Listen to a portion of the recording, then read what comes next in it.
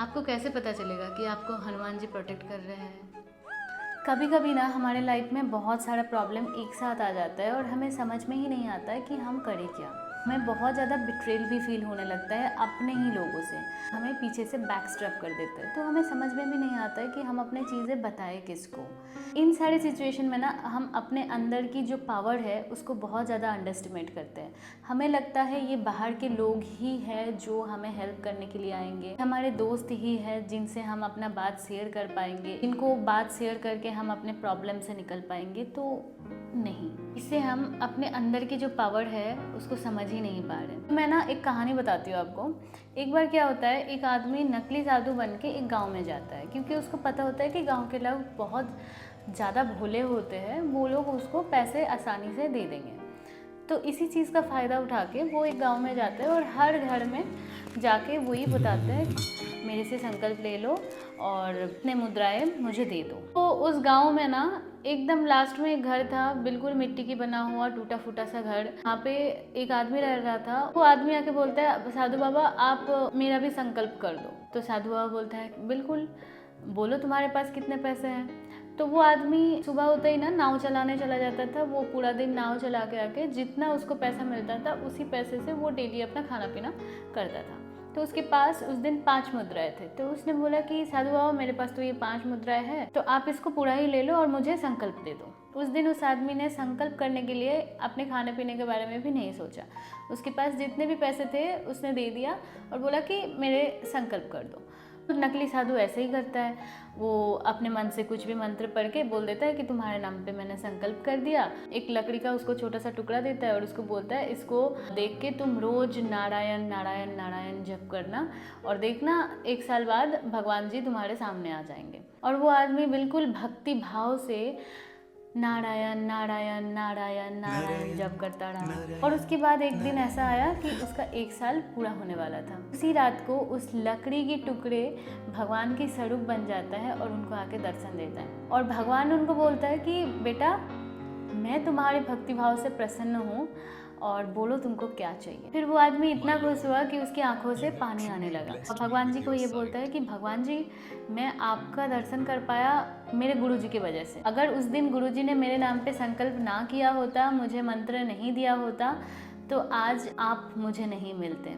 तो मुझे अपने गुरुजी को कुछ भेंट देना है, उसकी व्यवस्था आप कर दीजिए। भगवान जी उनके बात से बहुत प्रसन्न हुए और भगवान जी खुश होके बहुत कुछ दे दिया अपने भक्त को। तो अगले दिन सुबह होते ही वो निकल जाते हैं अपने गुरु के खोज में। तो वो आदमी गुरु के पास पहुंच भी जाता है। उस नकली साधु को यही लग रहा था कि शायद इसको पता चल गया होगा कि ये नकली साधु है, इसीलिए ये अपने मुद्राएं वापस मांगने आ रहा है। फिर वो कॉन्स्टेंटली बोले जा रहा है, नहीं मैं कोई साधु वाधु नहीं हूँ, नहीं मैं कोई साधु वाधु नहीं हूँ। तो फिर वो आदमी बोलता है, आप तो मेरे गुरु जी ही हो और मैं आपको सही पहचाना, मैं आपके लिए भेंट लेके आया हूँ।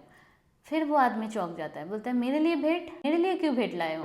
तो वो आदमी बोलता है कि आपने तो बोला था कि 1 साल बाद देखना भगवान जी तुम्हारे सामने प्रकट होंगे, और मेरे साथ कल रात को ऐसा ही हुआ और इसी वजह से मैं आपके लिए भेंट लेके आया हूँ। फिर वो खुद से ही बोल देता है, मैं तो नकली साधु बन के गया था, कैसे तुमको भगवान जी अपने दर्शन दे सकते हैं? नहीं, ये हो ही नहीं सकता है। फिर दोनों मिलके उसके घर के सामने आता है और वो नकली साधु देखता है कि हाँ, जो उस आदमी का मिट्टी का टूटा फूटा घर था वो आज एक आलीशान घर में बदल गया है। उसके घर में अनाज की कोई कमी नहीं है, मुद्रा की कोई कमी नहीं है, किसी भी चीज़ का कोई कमी नहीं है। फिर वो नकली साधु अचानक से चौंक जाता है कि ऐसे कैसे हो सकता है?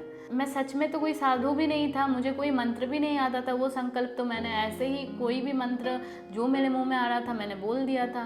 भगवान जी कैसे तुम्हारे सामने दर्शन दे सकते हैं? बोला हाँ ऐसा ही हुआ है। बोला ठीक है, तुम बुलाओ फिर तुम्हारे भगवान को। फिर वो मन से बुलाता है, फिर भगवान जी उनको दर्शन देते हैं। फिर जो वो नकली साधु बन के गए थे वो रोने लगता है। बोला कि ऐसे कैसे हो सकता है भगवान जी, क्योंकि मैं तो साधु था भी नहीं, मैं तो नकली साधु था और मुझे कोई भी मंत्र का पता नहीं था। तो भगवान जी उस आदमी को यही बताता है, तुमने जो भी किया तुमको पता था कि तुम नकली हो, लेकिन इस आदमी को नहीं पता था कि तुम नकली हो, इसने तुमको गुरु मान लिया। तुमने जो जो चीज़ बोला इस इंसान ने उन सारे चीज़ों को जिया है। वो कभी ये डाउट ही नहीं रखा कि 1 साल बाद अगर भगवान जी ना आए तो, अगर ऐसा कुछ नहीं हुआ तो भगवान जी आएंगे भी या नहीं। उसने कभी ये डाउट नहीं किया तुम गुरु हो भी या नहीं। ये इंसान हमेशा प्रसन्न रहता था कि 1 साल बाद मेरे नारायण मेरे सामने आने वाले हैं, और वो खूब मन से नारायण नारायण नारायण नारायण जपता रहा। तो मुझे भी आना पड़ा। तो इस कहानी से ना हमें एक सीख मिलती है, कोई भी चीज़ चाहती हूँ अपने लाइफ में करना, अगर उस चीज़ के ऊपर मेरा बिलीव रहा और उस चीज़ को मैं जीने लगता हूँ ना, तो वो चीज़ हमारे साथ होता है। अभी मेरे साथ ना कई सारे इंसिडेंट ऐसा हुआ है जब मुझे भी नहीं पता था कि मैं इस सिचुएशन से कैसे निकलूँगी, क्योंकि मुझे और कोई रास्ता दिखाई ही नहीं दे रहा है। लेकिन मेरे अंदर हमेशा से एक भरोसा था, मेरे भगवान मेरे साथ है, मुझे कुछ नहीं होने देंगे। और इसी तरीके से मैं हर एक वर्स्ट से वर्स्ट सिचुएशन से निकलती गई। भगवान जी आपके साथ है, इसका मतलब ये नहीं कि वर्स्ट सिचुएशन आपके साथ नहीं होगा। आपके साथ बहुत सारे वर्स्ट सिचुएशन हो सकता है, लेकिन भगवान जी कभी भी आपको अकेले नहीं छोड़ेंगे। उन सारे सिचुएशन से आपको बाहर निकालेंगे। और सारे सिचुएशन भगवान हमें इसीलिए देता है ताकि हम और ज़्यादा पावरफुल बन सके। एक बार मेरे साथ क्या हुआ था, मेरा तबीयत बहुत ज़्यादा ख़राब था। I was hospitalised. मेरे तबीयत ठीक ही नहीं हो रहा था, मैं बहुत ज़्यादा टूट सी गई थी। लेकिन मैं उसी वक्त से ना हनुमान चालीसा पढ़ना स्टार्ट किया था। लाइफ में फ़र्स्ट टाइम हनुमान चालीसा पढ़ा था और कॉन्स्टेंटली मैं पढ़ने की ट्राई करती थी।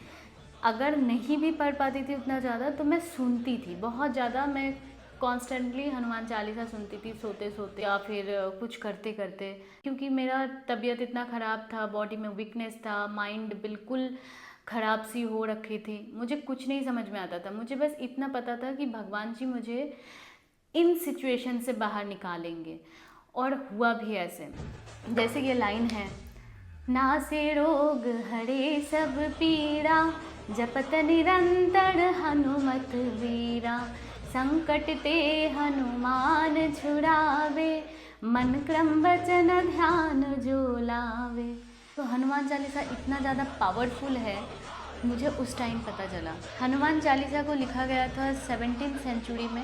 तुलसीदास जी ने हनुमान चालीसा को लिखा था। उस टाइम मुग़लों का राज था। तुलसीदास जी को बंदी बनाया दिया गया था और उनको बोला गया था तुम इतना जो अपने भगवान को मानते हो बुलाओ अपने भगवान को। जैसे ही तुलसीदास जी ने अपना हनुमान चालीसा लिख के कंप्लीट किए थे, वैसे ही पूरे बानर सेना जेल में आ गए थे और जिसकी वजह से अपना जेल का दरवाज़ा खोलना ही पड़ा और तुलसीदास जी को ऐसे उन्होंने रिहा किया था।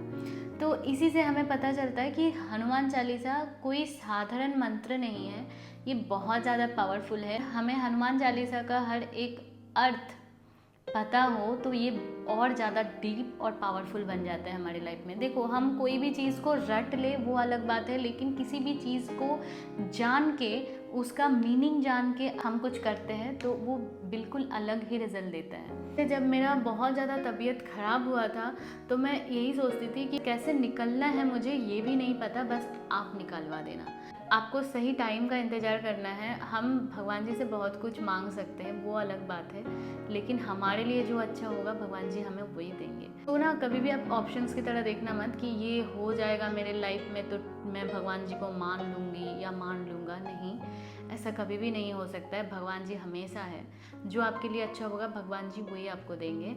और आप कोई भी काम कर रहे हो उसको बिलीव करना स्टार्ट करो। अगर आपको किसी भी चीज़ को हासिल करना है तो आप उस चीज़ को बिलीव करो कि हाँ मैं ऑलरेडी इस चीज़ को कर चुका हूँ। अगर आपको कहीं से भी डिग्री कंप्लीट करना है तो आप ये फील करो कि मैं ये डिग्री कंप्लीट कर चुकी हूँ, मैं यहाँ पे एडमिशन ले चुकी हूँ, मेरा पढ़ाई बहुत अच्छा चल रहा है। अगर आपकी तबीयत ठीक नहीं है तो आप फील करो कि मैं मेडिटेशन कर रही हूँ और धीरे धीरे मेरे तबीयत सुधरते जा रहे हैं, मेरा बॉडी में बहुत ज़्यादा पावर अभी आ चुका है। आप अगर इस चीज़ पे बिलीव करते हो कि कुछ भी सिचुएशन हो वो ऊपर है आपको हाथ पकड़ के लेके जाने वाले, तो आपका भरोसा कभी वो टूटने नहीं देंगे। और आप अपने आप को पावरफुल फील करने के लिए हनुमान चालीसा रोज़ पढ़ा करो। अगर बाई एनी चांस आप नहीं पढ़ पाते हो तो डेली सुना करो एटलीस्ट। और हो सके तो भगवान जी के सामने बैठ के, आप हनुमान जी के सामने बैठ के जय सिया राम, जय जय सिया राम, जय सिया राम, जय जय सिया राम, जय सिया राम, जय जय सिया राम, जय सिया राम, जय जय सिया राम, राम जी का माला जपो। राम जी को पुकारने से हमेशा हनुमान जी प्रसन्न रहते हैं, खुश रहते हैं। तो जितना आप राम जी को पुकारोगे उतना ही हनुमान जी आपको सपोर्ट और स्ट्रेंथ देंगे। तो अगर आपको अभी भी डाउट है कि भगवान आपको सुन नहीं रहा है, भगवान आपको देख नहीं रहा है, पता नहीं लाइफ में कुछ अच्छा होने भी वाला है या नहीं, तो ये डाउट छोड़ो और फुल ट्रस्ट, फुल फेथ के साथ भगवान जी को भरोसा करो। और जब भी कोई प्रॉब्लम हो आप उनके ऊपर सरेंडर करके छोड़ दो। आपकी प्रॉब्लम सुलटाने वाला वही है। तो अगर इस वीडियो से आपको भी थोड़ा बहुत हेल्प हुआ होगा तो don't forget to subscribe my channel and share it with that person जिनको बहुत ज़्यादा ज़रूरत है इस वीडियो को सुनने का। और कमेंट में जय सिया राम ज़रूर लिखना। तो जय सिया राम।